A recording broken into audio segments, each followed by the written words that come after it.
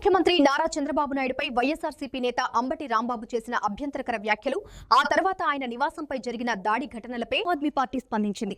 ఆమ్ Aadmi Party Andhra Pradesh zonal coordinator Neti Maheshwara Rao ఈ అంశంపై తీవ్రంగా స్పందిస్తూ బూతులు మాట్లాడటం, దాడులకు దిగడం ప్రజాస్వామ్యం కాదని స్పష్టం చేశారు. ఒక మాజీ మంత్రి, సీనియర్ నాయకుడిగా ఉన్న అంబటి రాంబాబు ముఖ్యమంత్రిపై అసభ్య పదజాలం వాడటం అత్యంత దురదృష్టకరమని, రాజకీయాల్లో ఎంత రెచ్చగొట్టినా నాయకులు మాటలపై బాధ్యతగా ఉండాల్సిన అవసరం ఉందన్నారు.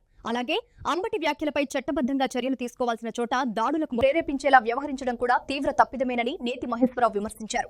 ఇలాంటి ఘటనలు రాష్ట్రంలో భయానక వాతావరణాన్ని సృష్టిస్తున్నాయని ఆవేదన వ్యక్తం చేశారు. అందరికీ నమస్కారం.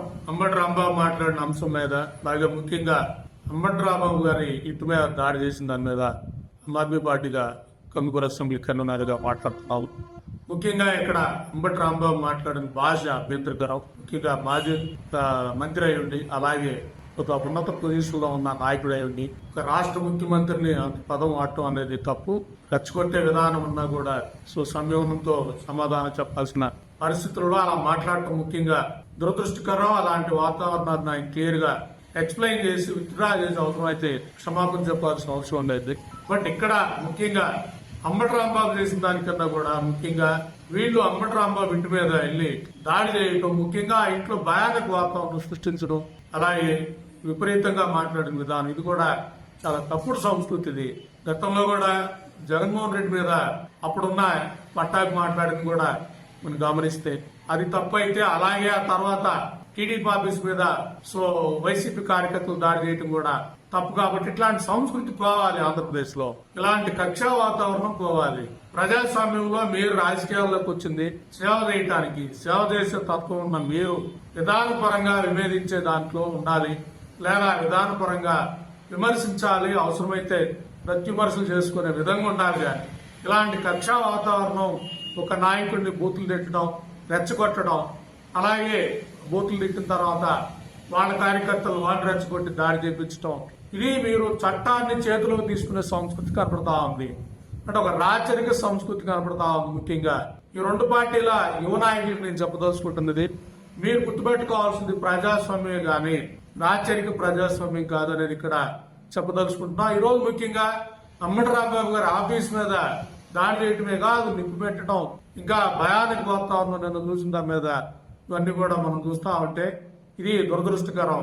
దీని మీద ముఖ్యంగా అందరూ కూడా స్పందించాల్సిన ఈ వాతావరణం ఆంధ్రప్రదేశ్ లో లేకుండా చేయాల్సిన అవసరం ఉంది. కాబట్టి అలాగే ఎవరైతే ఇట్లా మాట్లాడుతూ ఉన్నారో రెండు పార్టీల నుంచి కూడా వాళ్ళని ఆ పార్టీ అధినాయకులు దూరంగా పెట్టాలి, లేదా మందలించాలి, ఒక ట్రైనింగ్ ఇవ్వాలి. ఎందుకంటే పాత నాయకులు మాట్లాడితే ఒక అర్థమవుతుంది.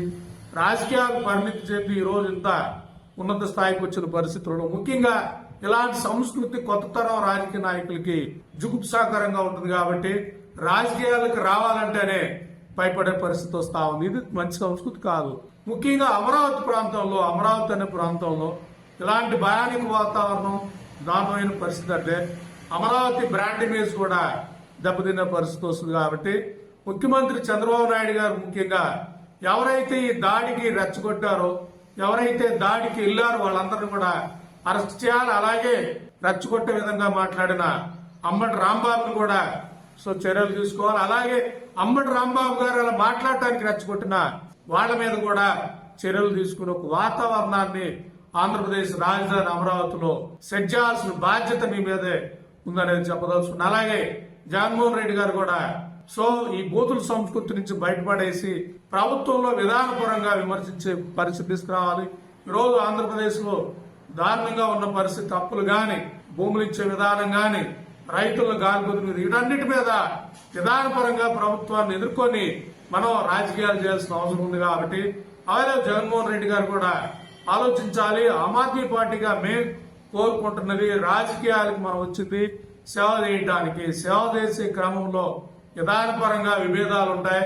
ఆ విధానపర విభేదాలే గాని శత్రుత్వ వాతావరణం ఉండకూడదు. శత్రుత్వ వాతావరణం ఈరోజు మనం సృష్టిస్తే అదే రేపు భవిష్యత్తు తరాల్లో కూడా అలాంటి అలజడి వచ్చే పరిస్థితి ఉండదు, ద్వేషం పెరిగే పరిస్థితి ఉండదు. కాబట్టి భవిష్యత్ తరాలకి ముఖ్యంగా రాజకీయాల్లో ద్వేషాన్ని తగ్గించేలా ఈ రెండు పార్టీలు చర్యలు తీసుకోవాలి. అలాంటి లేని పక్షంలో కొత్త తరం రాజకీయాలు, ముఖ్యంగా ఆమ్ ఆద్మీ పార్టీ తరహా రాజకీయం ఆంధ్రప్రదేశ్లో బలపడతారు.